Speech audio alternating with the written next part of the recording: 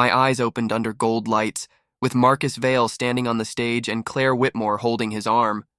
I was in my family's hall, surrounded by investors, relatives, and reporters, and it mattered because this was the night they erased me. For one breath, I tasted blood from the road where I died, rain, broken glass. Claire saying she had chosen better. Then the smell changed to roses and wine, and my hand was warm around a glass. I was back at the knife point. Marcus smiled from the stage. The silver Hale signet ring shone on his finger. In my first life, I had stared at that ring until my vision blurred. I had begged my family to test us again. I had begged Claire to believe me.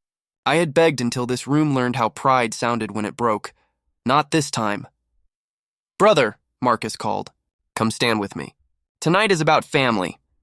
The word family slid across the room like poison in a crystal cup. People turned to look at me. Some looked sorry. Most looked hungry. Claire stepped closer. Her white dress brushed my sleeve. "Ethan," she said, gentle for the cameras, "don't make this harder." I looked at her face. The same lips had kissed me in another life. The same eyes had watered when she told reporters I had become unstable. I said nothing. Marcus's phone buzzed on the cocktail table. The screen lit before he could take it. Claire's message sat open. "Once he is gone, I will marry the real winner." My fingers tightened around the glass. The stem did not break because I needed my hand steady. A laugh came from the balcony. Marcus had stepped outside, thinking the music covered him. The door stayed open by a hand's width. "Keep the car ready," he whispered. "If Ethan makes trouble, he gets buried before sunrise." The air inside my chest went still. They had picked my grave before asking me to smile. Claire touched my wrist. "Please," she said, sweet again.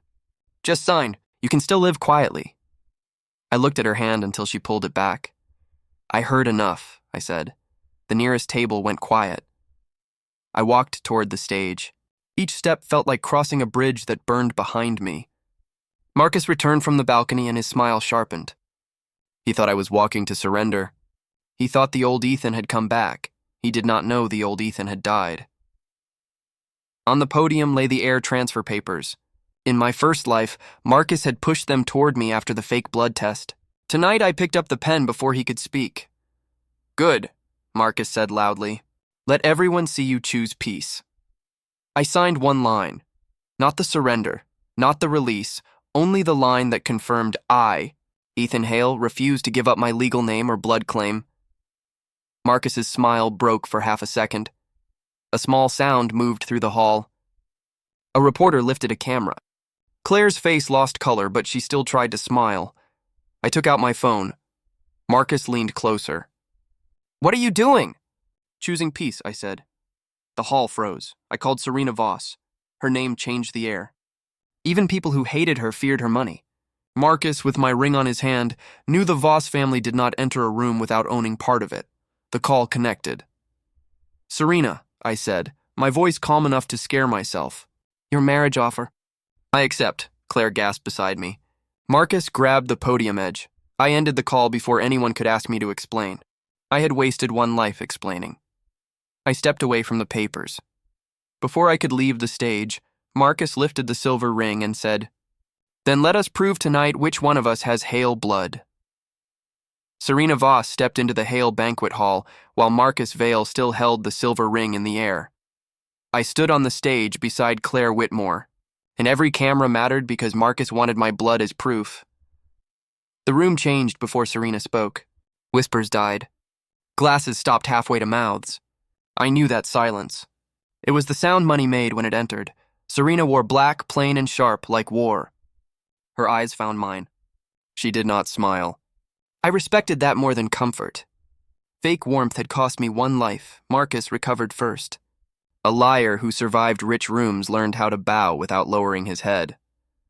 "Miss Voss," he said, voice smooth for reporters. "You came quickly. I hope Ethan did not drag you into a family matter he cannot win. A marriage call does not turn a stray man into a Hale." Claire touched Marcus's sleeve. "Please, Marcus, be kind." "Ethan is confused." I looked at her hand. Yesterday in this life, she had worn my ring. In my first life, she had worn black at my funeral before leaving with him. Marcus lifted his chin. Let us settle this cleanly. My private clinic can send staff here in 20 minutes. One blood test, one answer, one end to his drama. I took one step down from the stage. Use a real hospital or keep pretending, I said. The hall went quiet. Marcus's smile thinned. You question my doctors because you fear science? I question cages dressed as doors, I said. A camera clicked. Claire's fingers tightened on Marcus's sleeve. Serena moved beside me, close enough that her perfume cut through the wine and flowers. She still did not touch me. Somehow that made her support cleaner. Hospital, Serena said. Now. One word from her did what all my begging had never done. Marcus had to agree in front of people invited to watch me fall. The hospital hallway smelled of cleaner, raincoats, and fear. Marcus walked ahead with Claire beside him, while reporters pressed near the glass doors. I stood with Serena under lights that made every face guilty. The test was rushed. Too rushed.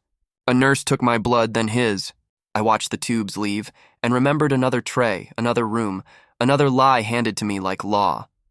Dr. Elena Ward passed near the side corridor. Her badge swung against her coat. Her voice was low. Ethan Hale, your old medical report was sealed.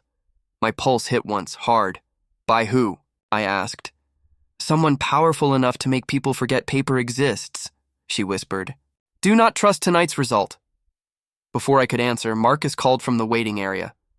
Brother, hiding with doctors already?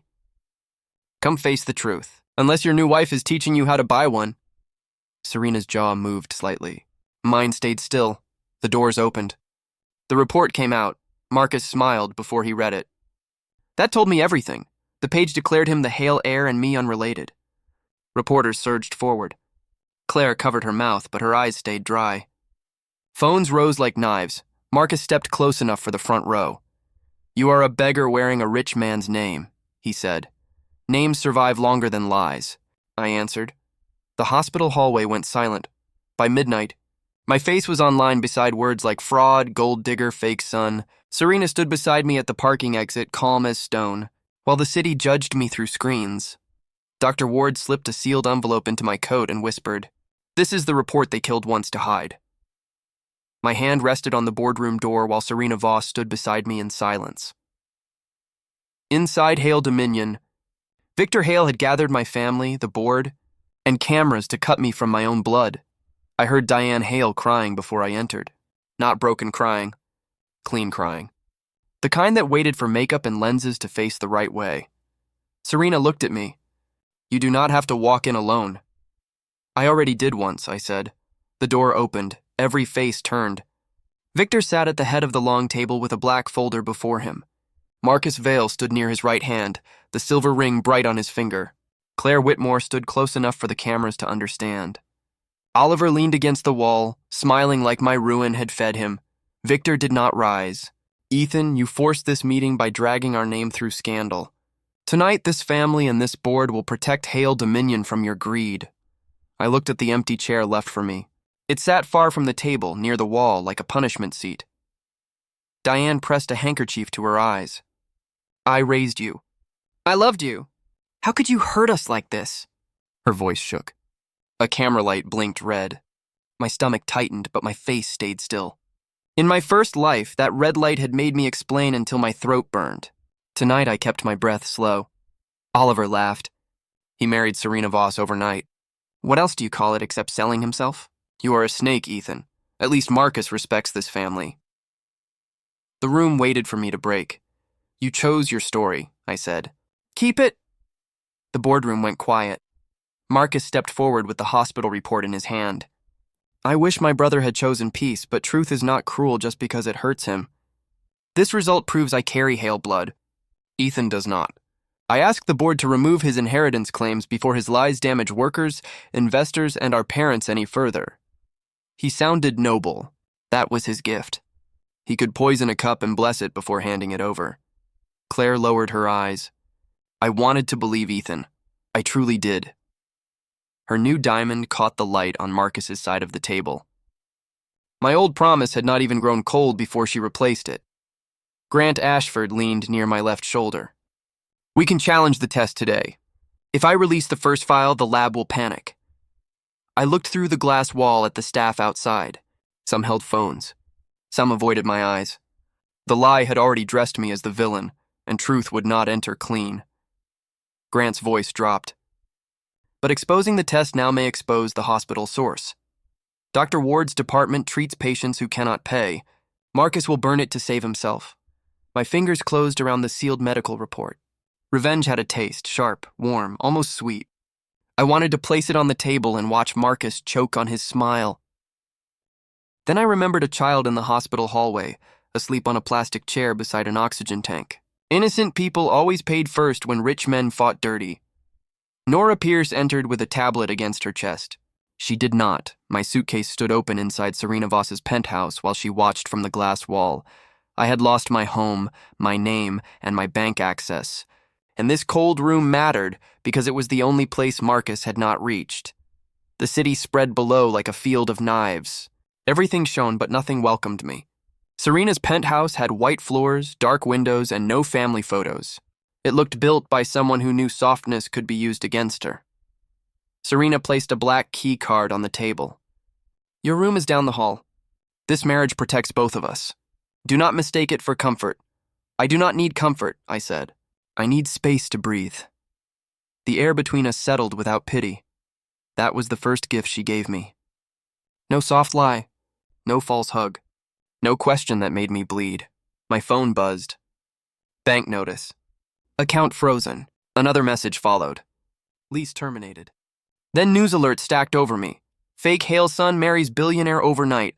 Desperate fraud hides behind Serena Voss. Marcus Vale protects family from impostor. I read each line once. My thumb did not shake. Every headline had felt like a stone thrown through my chest. Now I counted them like nails Marcus handed me for his coffin. Serena's office door opened. Reporters are outside. Let them wait. They will call your silence guilt. They already did. Her eyes stayed on me longer than needed. Then she turned away, and I followed her to the elevator because hiding in a rich room was still hiding. Outside Voss Tower, cameras rushed forward. Questions hit my face before the wind did. I saw a delivery worker slip near the curb, his box splitting open, his knee striking the stone. Reporters shouted my name. I walked past them. The man tried to stand, but his hands shook. I knelt, picked up the scattered packets, and pressed my handkerchief against his bleeding knee. Cameras hated kindness unless they could sell it, so they filmed anyway. Serena stopped behind me. You should go inside, she said quietly. He cannot, I said. The shouting changed, not softer. Just confused. They wanted a greedy fake son, not a man holding medicine packs off wet pavement.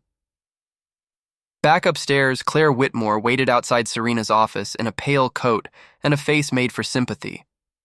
Ethan, she said, I only want you safe. The old part of me almost answered. That habit rose like a ghost. It wanted to ask why. It wanted one good reason. I killed it without moving my face. Safety is not your gift to give, I said. The hallway went still. Claire lowered her eyes, but her mouth tightened. Serena entered her office first.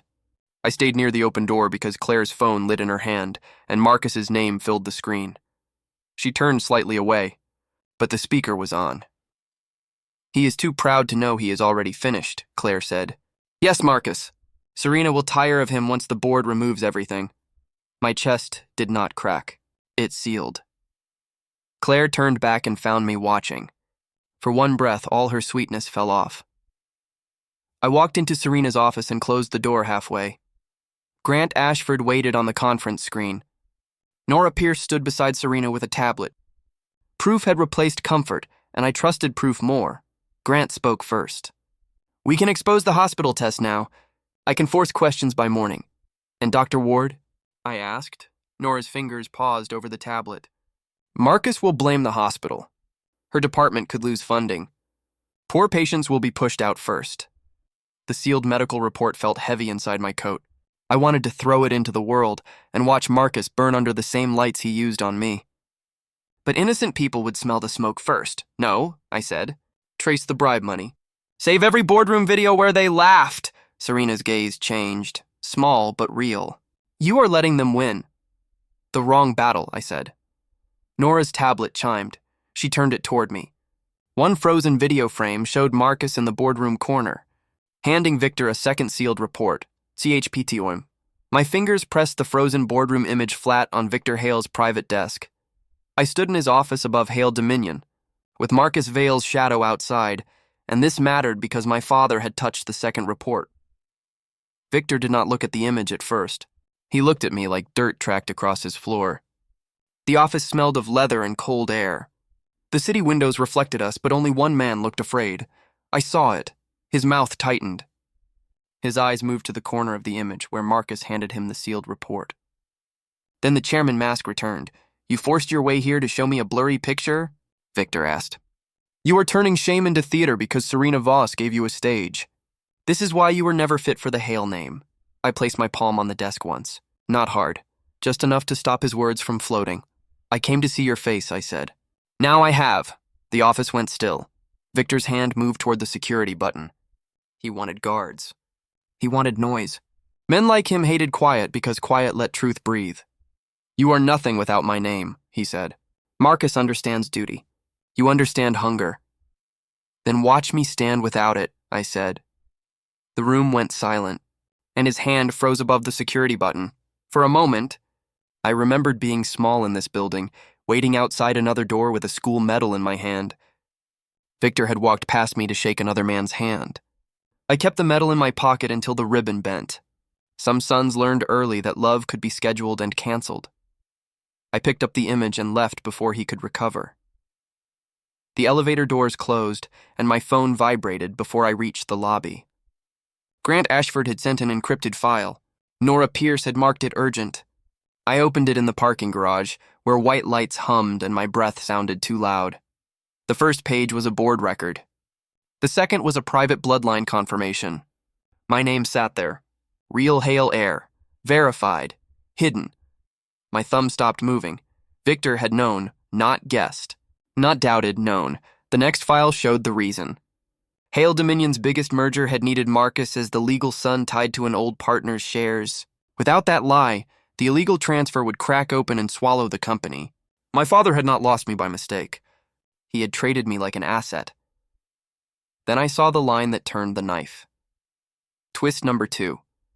Marcus Vale is not a random imposter.